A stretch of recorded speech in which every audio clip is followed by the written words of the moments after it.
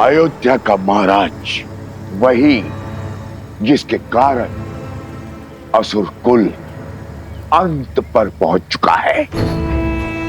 उसका नगर ऋषियों की रक्षा का गढ़ बन चुका है और अब तो उसके पुत्र भी असुरों के विनाश का बीड़ा उठा रहे हैं। ऋषि मनुष्यों के साथ मिलकर हमारे असुरों के अंत में भागीदार बन रहे हैं। मार डालो उन बालकों को। वचन देता हूं, राम को मारने की युक्ति भी आरंभ कर दूंगा। जिस प्रकार तुमने इस क्षेत्र में विष भरा है, उसी प्रकार मैं राम राज्य में विष भर दूंगा। तुम तो जानते हो मुझे राजपाट में कोई रुचि नहीं है।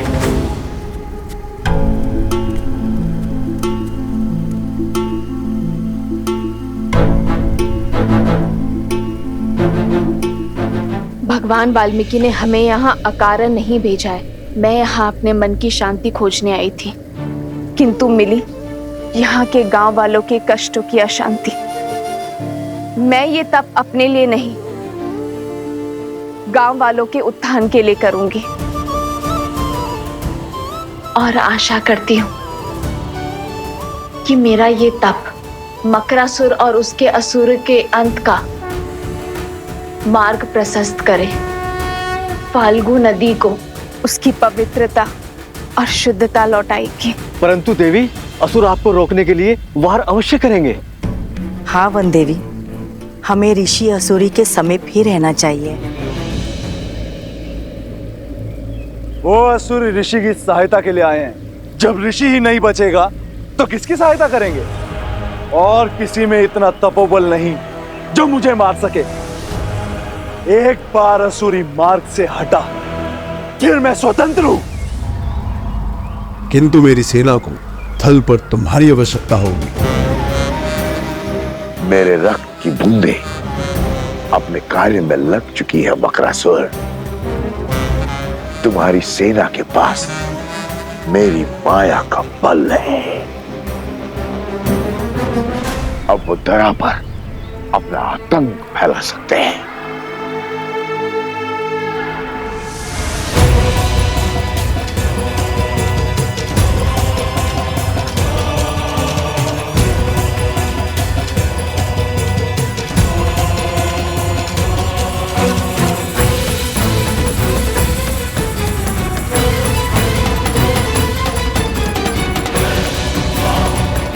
जाओ, अंत कर दो उस ऋषि का।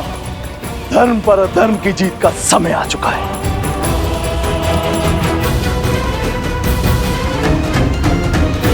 तुम्हें क्या लगता है राम, तुम इतनी सरलता से मुझे मार पाओगे?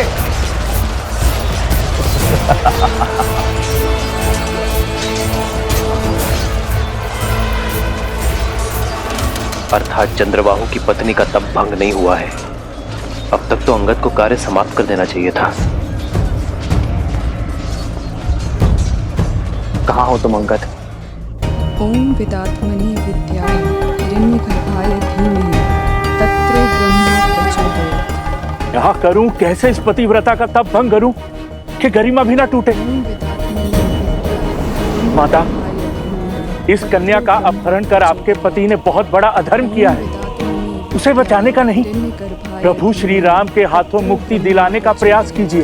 ओम विदात्मनि विद्याय हिरण्यगर्भाय धीमहि तत्रो ब्रह्मा प्रचोदयात्। ओम विदात्मनि विद्याय मंत्र पढ़ना बंद कीजिए, अन्यथा तत्रो ब्रह्मा प्रचोदयात्। ओम विदात्मनि विद्याय हिरण्यगर्भाय धीमहि तत्रो ब्रह्मा प्रचोदयात्।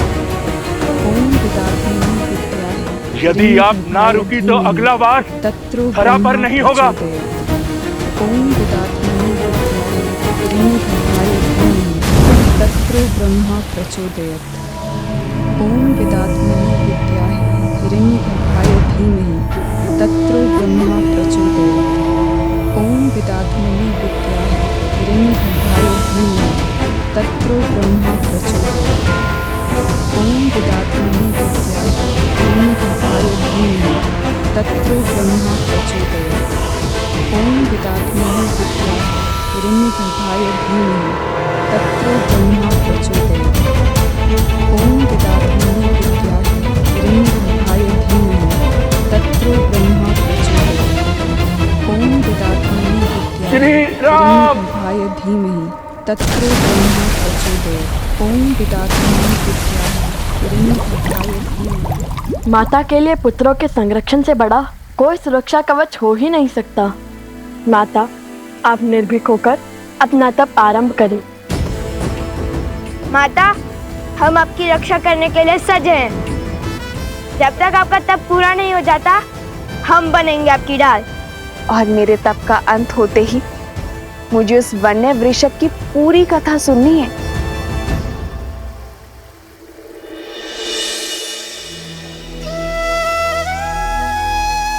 हे फाल्गु माता, मेरे संकल्प का तप स्वीकार करें।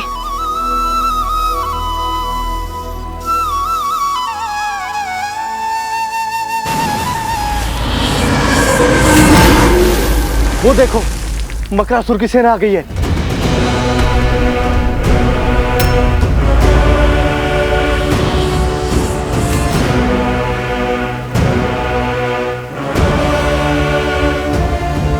भागो यहाँ से, भागो भागो।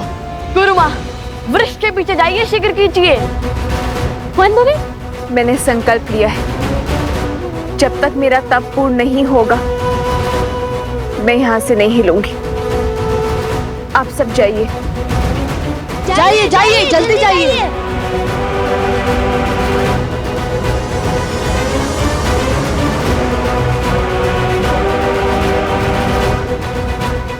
अब क्या करें भैया? वही जो धर्म कहता है। कुश, तुम यही माता के पास रुको, मैं इनकी रक्षा करता हूँ। ला, सबकी सुरक्षा करना। जी माता।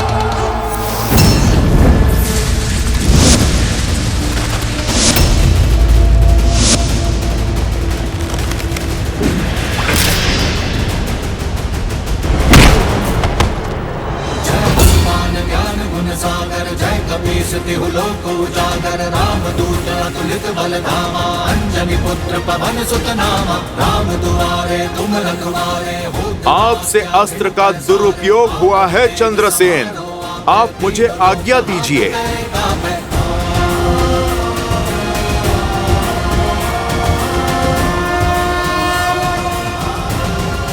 जय श्री राम।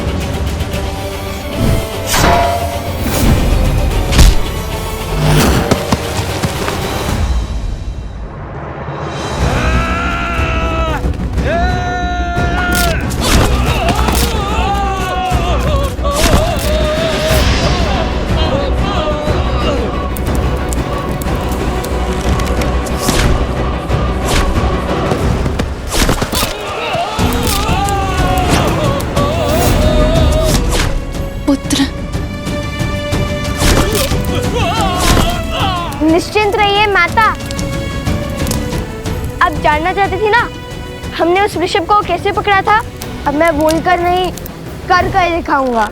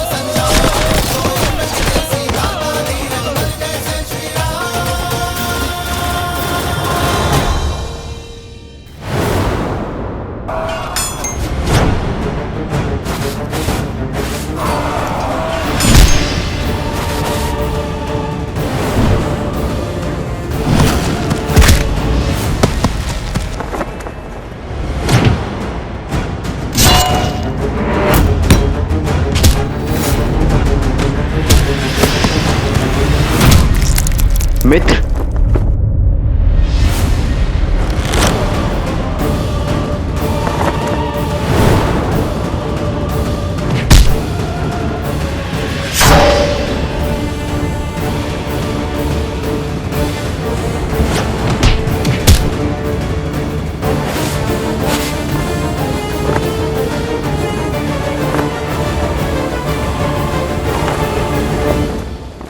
कुश, ऋषिवर की रक्षा करो, मैं सुरक्षित हूँ। किंतु माता, भैया का आज्ञा था कि। भैया की आज्ञा नहीं, अपनी माता के आदेश का पालन करो। ऋषिवर की रक्षा करो और अपने मित्रों को बचाओ। अपनों से पहले अपने लोगों की रक्षा करना तुम्हारा दायित्व है। जाओ।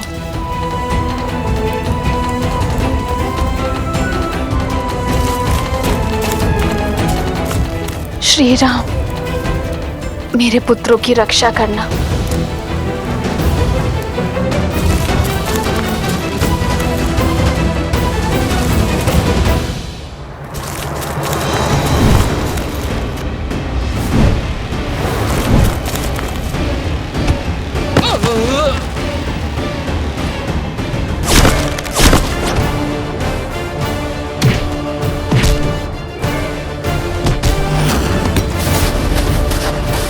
मुझ तक पहुंचना ही दुर्लभ है वानर।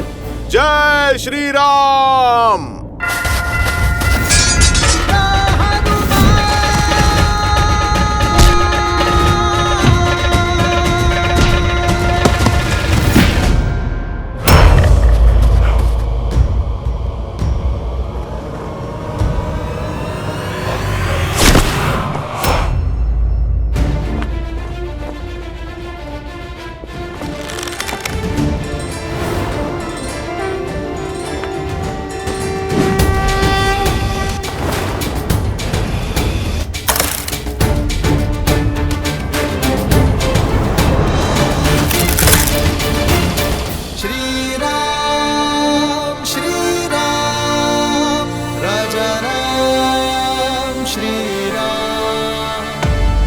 श्री राम ने तुम्हें मृत्यु नहीं दी।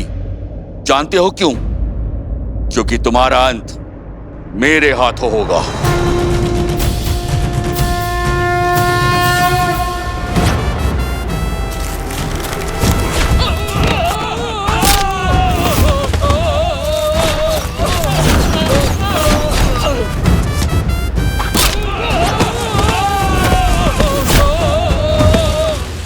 वन देवी के पुत्रों के सामने वन के अपमान का दुस्साहस।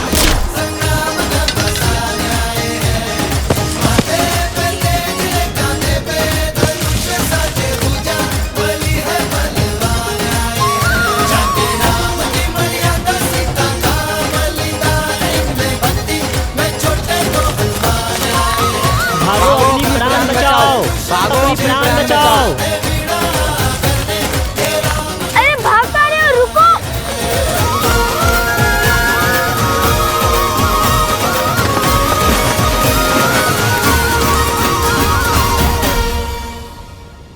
माता का आदेश है कि हम इनकी रक्षा करें, इसलिए तुम और सोमकरण ऋषिवर के साथ साथ गुरु माँ और कुमोदिनी दीदी की रक्षा करोगे। मैं और जादूकरण नदी के तट पर दृष्टि रखेंगे। जो आज्ञा भैया। जादूकरण चलो।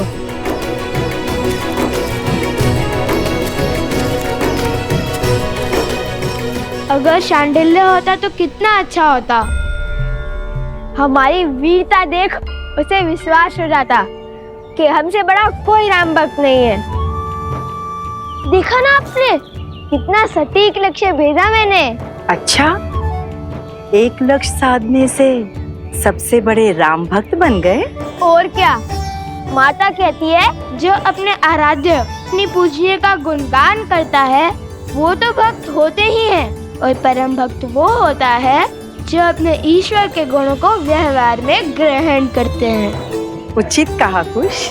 गुणगान और गायक तो मैं हुई सर्वश्रेष्ठ, बाकी सब गुणों के लिए भैया है ना।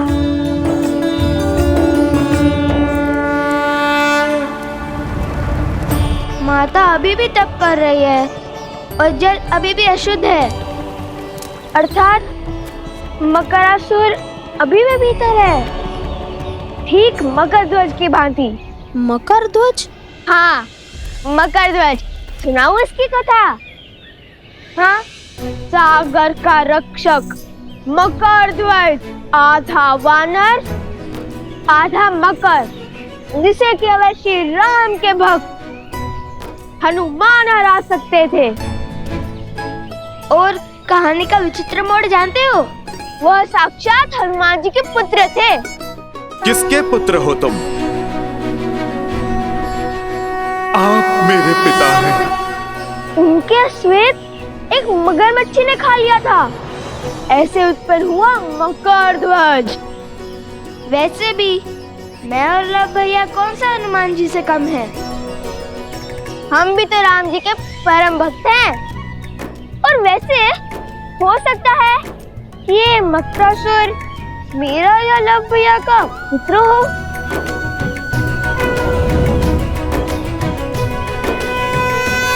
अरे देखो देखो, ऋषिवर जाग गए। प्रणाम ऋषि असुरी, क्या आपकी तपस्या पूर्ण हो गई?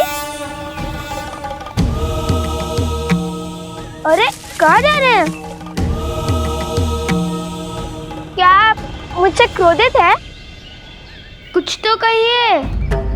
कुश, ऋषिवर कह रहे हैं हम यहीं रुकें। वो दूर बैठकर अपना तप पूर्ण करना चाहते हैं। नहीं नहीं नहीं नहीं, हम भी उनके साथ वहाँ चलते हैं।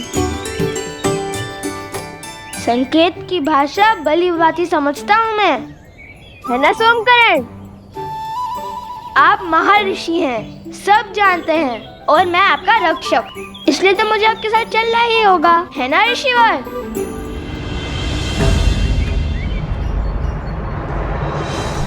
वर्षों से तप में लगा हूं। आंधी, बाढ़, असुर भी मेरे तप को तोड़ने में सक्षम नहीं हुए, किंतु तुम उनसे भी अधिक शक्तिशाली हो। मेरे मौन को तोड़कर मुझे बोलने पर विवश कर दिया। कौन हो तुम बालक? पता चलेगा, किंतु मकरासुर से सामना करने के बाद।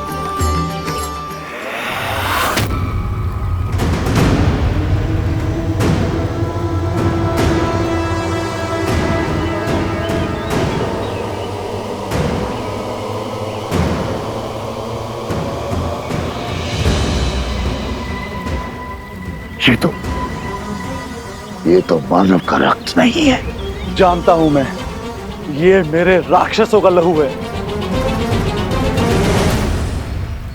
ये सब उन्हीं का किया धरा है, राम के पुत्रों का।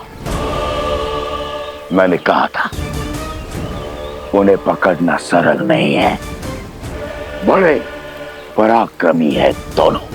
अभी तुम्हारा ये भ्रम मिटाता हूं। अब ये फल्गु नदी इनके रक्त से लाल होगी। मैं उन्हें मेरे पास आने पर विवश कर दूंगा।